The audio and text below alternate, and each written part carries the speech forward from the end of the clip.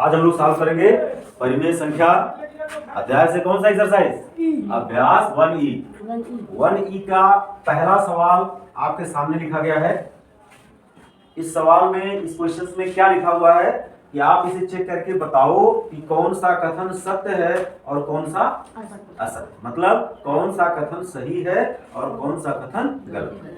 तो अगर पहले पार्ट पर हम ध्यान दें तो यहाँ पर लिखा है 2/5 गुणा किया गया है, ये गुणे का चिन्ह है, और यहाँ पर लिखा गया है 3/4।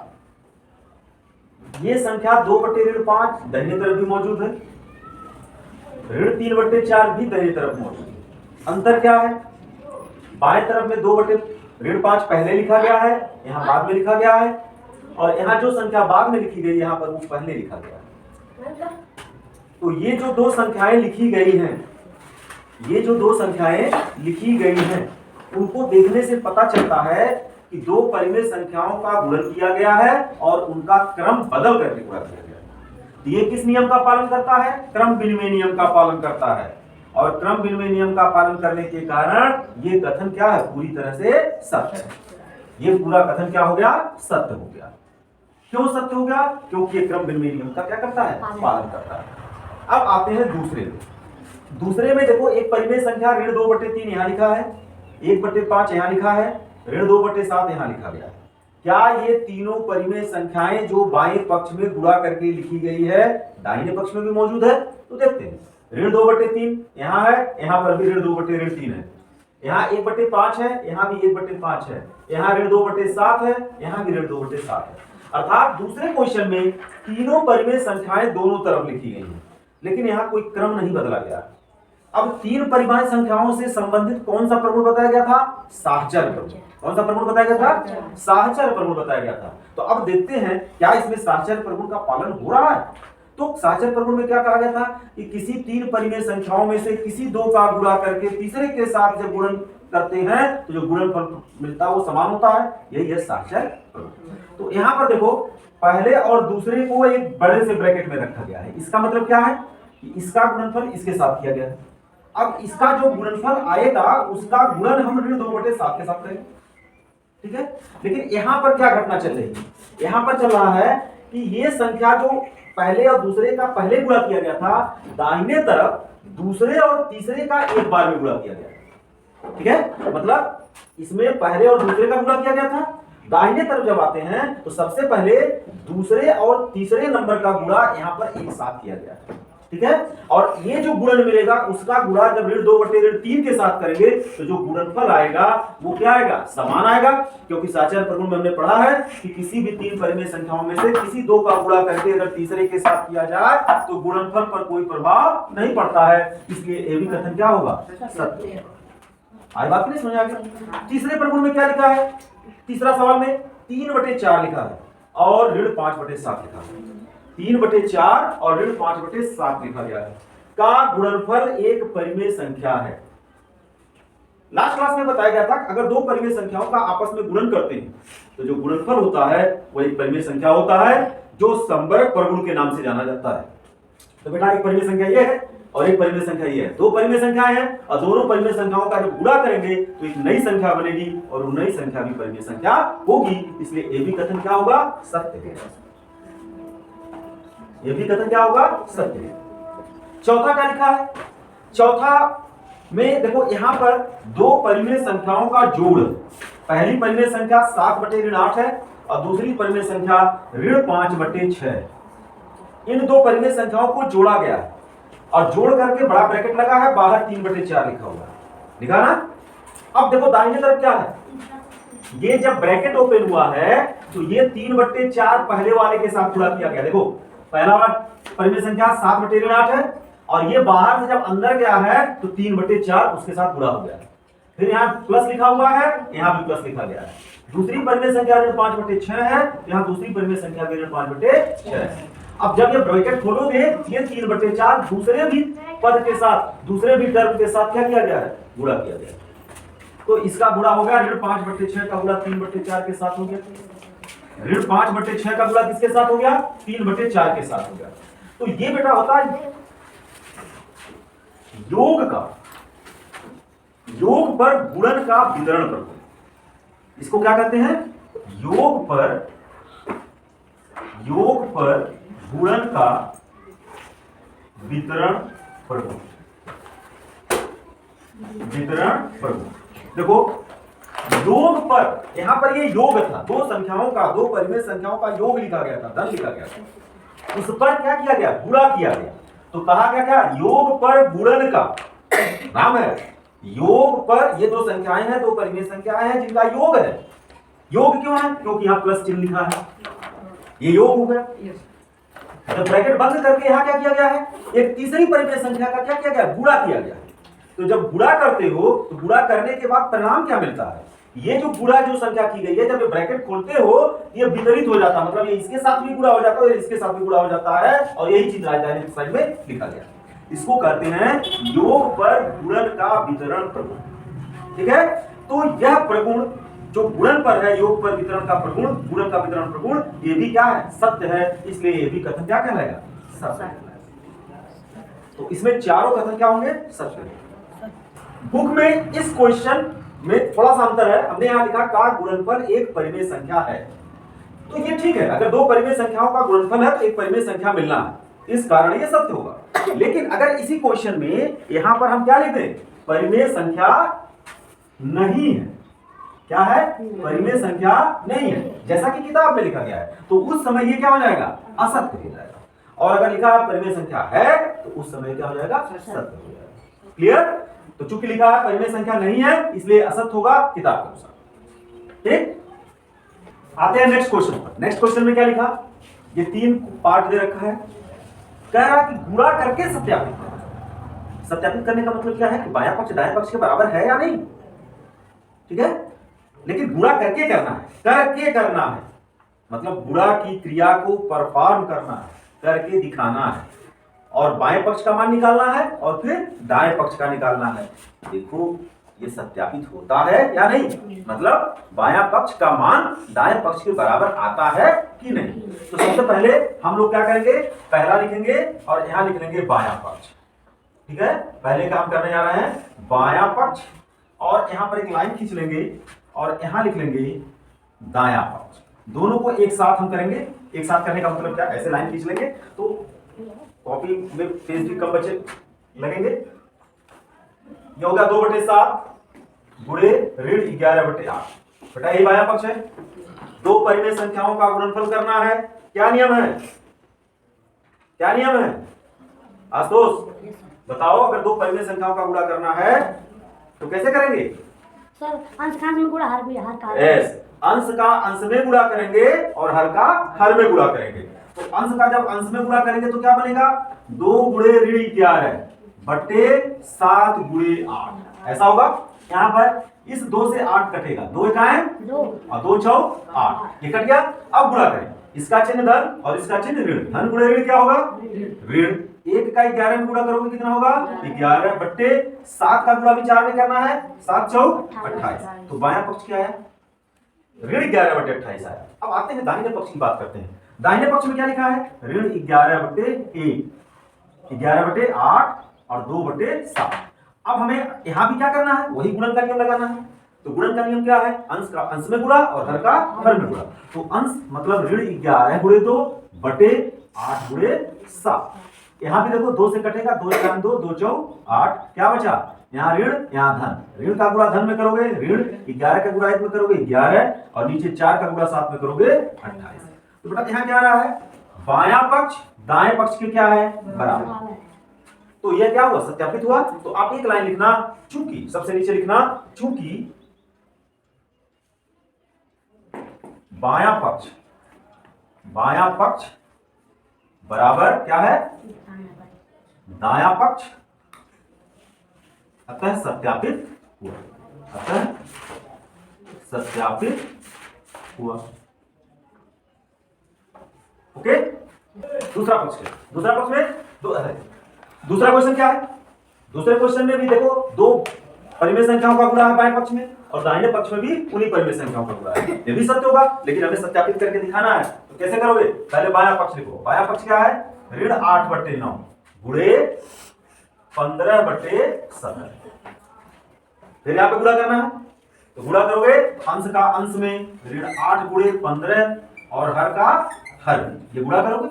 अब देखोगे, चेक करोगे कोई ऊपर नीचे वाली संख्या कट रही है क्या? तो देखो 3 के टेबल में 9 भी आता है और 15 भी आता है, तो 3 3 जा और 3 5 जा, तो बेटा यहाँ कितना हुआ?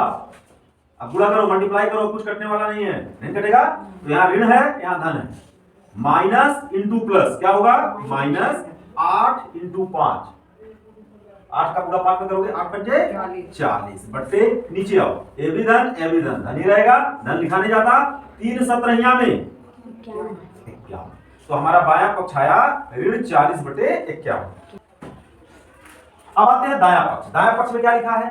15 बटे 17 गुणे ऋण 8 बटे 9।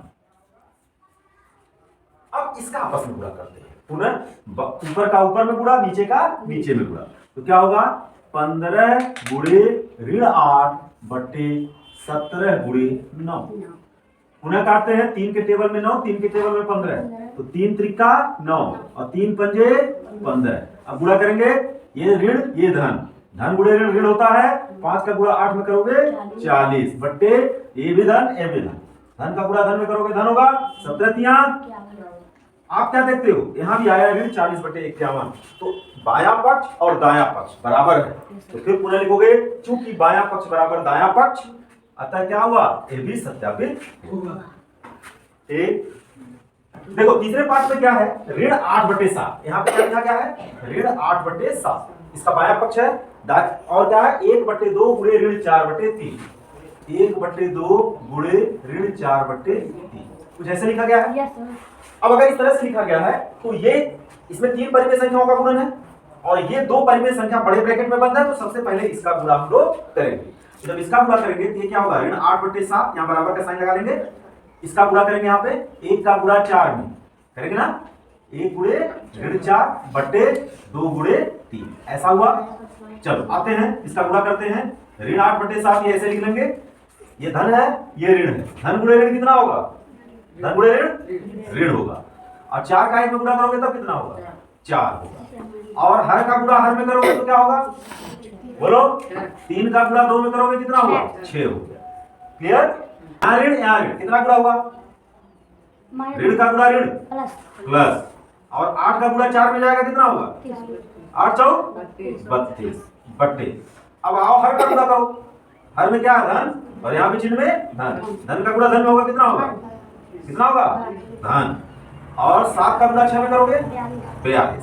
अच्छा, धन चिन्ह लिखा नहीं जाता, धन चिन्ह लिखा नहीं जाता तो इसको लिखने की आवश्यकता नहीं है। तो यहाँ पर बाएं पक्ष में क्या आ गया? 32 बटे 42। आते हैं दाएं पक्ष की बात करते हैं। दाएं पक्ष में क्या लिखा हुआ है? दाएं पक्ष में लिखा है ऋण 8 बटे 7 गुणे 1 बटे 2, लेकिन ब्रैकेट में, बड़े ब्रैकेट में इसको बंद किया गया है, गुणे ऋण 4 बटे 3, ऐसा लिखा गया नहीं लिखा गया? अब क्या करना है? फिर यहाँ पर जब इसको सॉल्व करेंगे तो पहले बड़े ब्रैकेट को सॉल्व करेंगे, जब बड़े ब्रैकेट को सॉल्व करेंगे तो इसके अंदर गुणा करेंगे। ये क्या है? ऋण 8 गुणे 1 बटे 7 गुणे 2, ऐसा गुणा कर लिया बड़े ब्रैकेट वाला, और गुणे ऋण 4 बटे 3 ऐसे लिख लिया। अब इसका गुणा करो, ऋण गुणे धन, ऋण 8 गुणे 1 8 हुआ कि नहीं हुआ? बटे 7 में 2 का गुणा करोगे कितना होगा? 14। फिर ये गुणे लिखोगे, यहाँ क्या है? ऋण 4 बटे 3। अब इसका गुणा करो बेटा, यहाँ बराबर लगाते जाओगे, ठीक है? अब देखो यहाँ पे क्या है? ऋण, और यहाँ पे क्या है? ऋण, ऋण गुणे ऋण क्या होता है? धन, और धन लिखा नहीं जाता। 8 का गुणा 4 में करोगे बेटा क्या होगा? 8 चौक 32 बटे ये भी धन ये भी धन, धन का गुणा धन में होता है तो धन, और 14 का गुणा 3 में जाएगा तो कितना होगा? बताओ, 14 तिया 42। तो बेटा ये क्या आया? 32 बटे 42, और ये क्या आया था? 32 बटे 42। तो बायां पक्ष और दायां पक्ष दोनों आपस में क्या है? बराबर है ना? जब बायां पक्ष दायां पक्ष के बराबर होगा तो पुनः तीसरा केस भी क्या हो गया? सत्यापित। आई बात समझ में? निम्नांकित में रिक्त स्थानों की पूर्ति अपनी अभ्यास पुस्तिका में कीजिए और प्रत्येक कथन के आगे संबंधित प्रगुण का नाम लिखिए। पहली बात ये कहता है रिक्त स्थानों की पूर्ति करो। तो देखो इसमें तीसरे का पहला जो पार्ट है, पहला पार्ट है 2 बटे 11 गुणे ऋण 3 बटे 7, ये लिखा हुआ है, बराबर -3 बटे 7 गुणे, यहाँ देखो खाली स्थान है, तो इस खाली स्थान में क्या भरा होना चाहिए? तो आपको गुणे का क्रम विनिमय नियम बताया गया है। गुणे का क्रम विनिमय नियम ये कहता है कि अगर दो संख्याओं का, दो परिमेय संख्याओं का गुणन अगर उनके क्रम को बदल करके किया जाए तो उनके गुणनफल पर कोई प्रभाव नहीं पड़ता। तो बेटा यहाँ 2/11 लिखा है, यहाँ ऋण 3/7 है। दाहिने तरफ आप देख रहे हो ऋण 3/7 है मगर 2/11 नहीं है। तो यहाँ पे क्या लिखा जाएगा? जो नहीं है उसको पूरा करना है। ठीक है, तो 2/11 गुणे ऋण 3/7 कैसे लिखा गया? ऋण 3/7 गुणे 2/11। इसे क्या कहते हैं? गुणा का क्रम विनिमय नियम।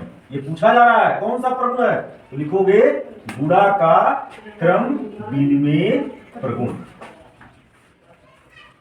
अब आगे देखो, अगला क्वेश्चन क्या है? इसी तरह से लिख रखा है,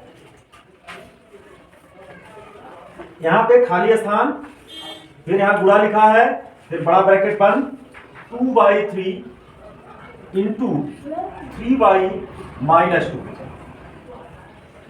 बड़ा ब्रैकेट क्लोज, फिर इज इक्वल टू लिखा है -11/2 गुणे, ये ब्लैंक है, गुणे 3/2।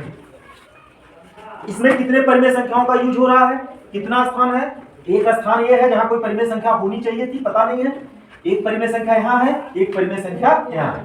यहाँ कुल 3 परिमेय संख्याओं का प्रयोग किया गया। ये जगह खाली, ये 2 जगह भरा हुआ है, तो कुल कितने परिमेय संख्या बाएं पक्ष में होना चाहिए? 1, 2, 3। और 3 परिमेय संख्याओं के गुणन पर एक प्रगुण बताया गया था, साचर प्रगुण। साचर प्रगुण बताया गया था कि किसी भी 3 परिमेय संख्याओं में से किसी 2 को एक साथ गुणा करके तीसरे के साथ गुणा करके पुनः गुणनफल पाओ तो उसका मान नहीं बदलता। तो यहाँ पर इन 2 परिमेय संख्याओं का गुणा किया गया है। पहला वाले का पता नहीं है, लेकिन जब दाहिने तरफ गए तो यहाँ पर एक नई परिमेय संख्या 11/3 दिख रही है, लेकिन यहाँ नहीं दिख रहा। नहीं दिख रहा, तो हमें क्या करना होगा? यहाँ पर जो परिमेय संख्या यहाँ दिख रही है, यहाँ नहीं दिख रहा, उसको यहाँ भर देना होगा। यहाँ हो गया 11/3। तो एक परिमेय संख्या, 2 परिमेय संख्या, 3 परिमेय संख्या, यहाँ पे कंप्लीट हो गया। तो ये 11/3 यहाँ भी मौजूद है, 2/3 यहाँ है, क्या यहाँ 2/3 दिख रहा है? नहीं। तो साचर प्रगुण के अनुसार 2/3 यहाँ होना चाहिए था।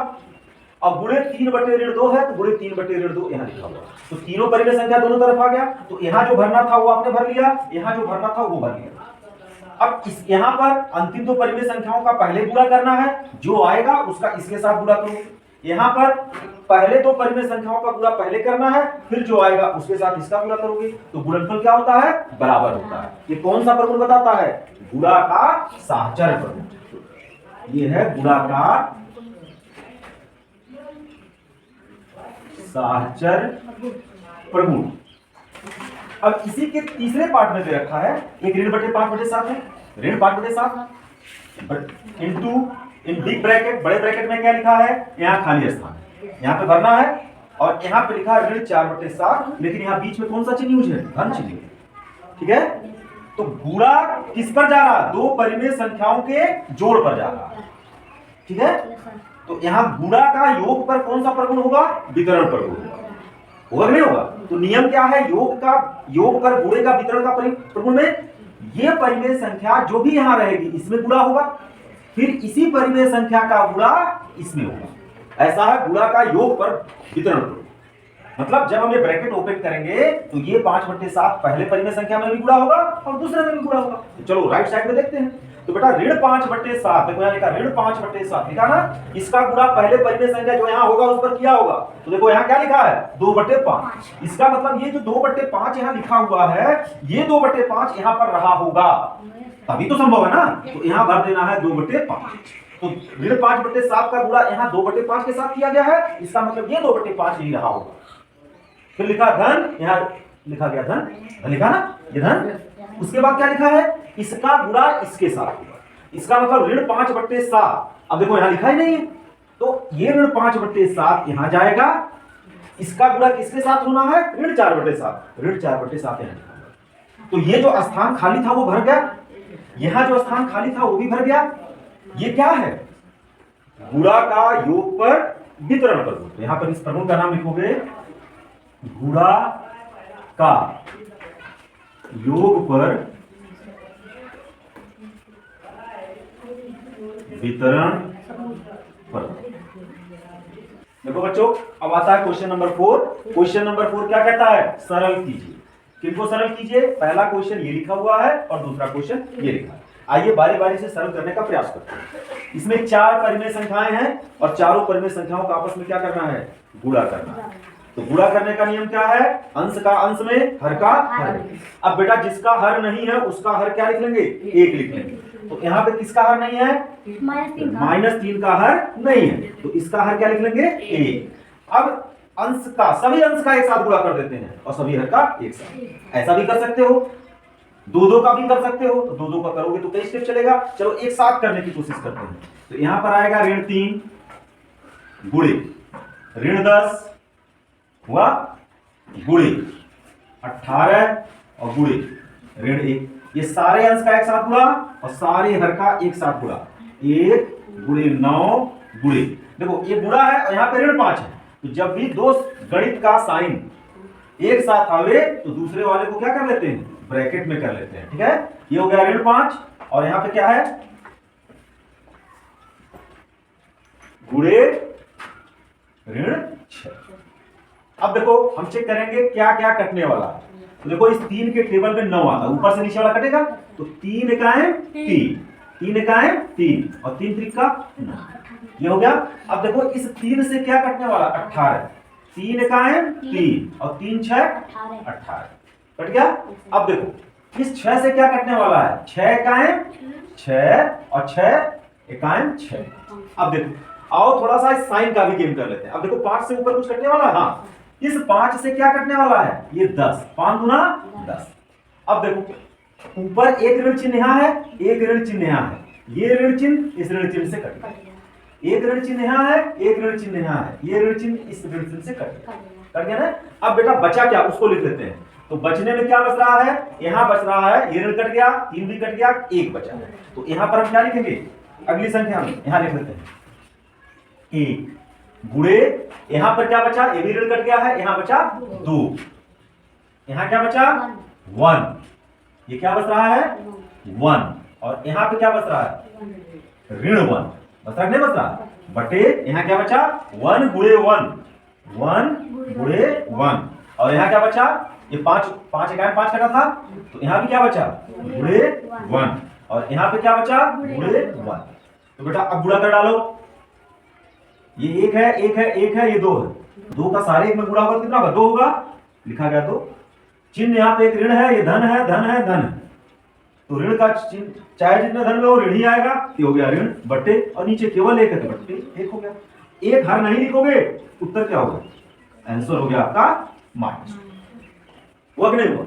अब इसी तरह से हम लोग दूसरे पार्ट को लगाते हैं। दूसरे पार्ट को लगाएंगे तो कैसे लगाएंगे इसको देखते हैं।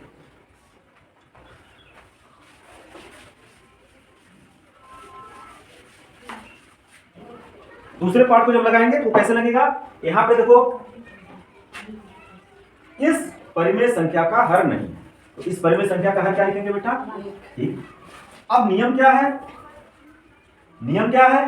सारे अंश का एक साथ गुणा और सारे हर का एक साथ गुणा करेंगे, नहीं करेंगे? ये होगा ऋण 9 गुणे 20 गुणे 1 गुणे -5, ऐसा हुआ नहीं? अब क्या करेंगे? पहले ऋण ही काट लेते हैं। ये ऋण इस ऋण से कट जाएगा, ये ऋण इस ऋण से कट जाएगा, ऋण का झंझट खत्म। अब देखो 3 के टेबल में 9 आता है, ये क्या है? 9 है ना। तो 3 के टेबल में क्या आता है? 9, 3 1 जा 3 और 3 3 जा 9, ये कट गया। अब देखो 4 के टेबल में 20 आता है, 4 1 जा 4, 4 5 जा 20। फिर देखो और कुछ कटने वाला है। 3 के टेबल में 6 आता है, 3 1 जा 3, 3 2 जा 6। अभी क्या आया? कुछ नहीं आया। अब आपको क्या करना पड़ेगा? कलेक्ट करना पड़ेगा। तो यहां पर है 1, यहां पर क्या बचा? 1, यहां पर क्या बचा? 1 और यहां पर क्या बचा? 2 बटे यहां क्या बचा? 1 गुणे 5 गुणे 1 गुणे 5। जवाब क्या मिला? ऊपर गुणा करोगे 2 एकाएं 2 एकाएं 2 एकाएं 2, ऊपर का गुणा कितना हुआ? 2 और नीचे क्या हुआ? 5 गुणे 5 5 25। तो ये हो गया 2/25, ये हो गया आंसर। तो ये हो गया कंप्लीट एक्सरसाइज 1। ठीक है।